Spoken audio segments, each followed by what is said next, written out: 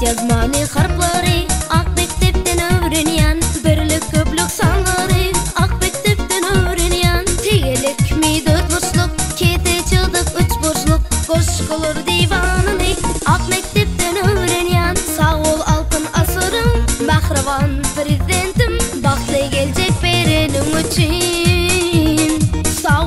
bol mektebim mahrivan golimum bize bilim berýäniň üçün.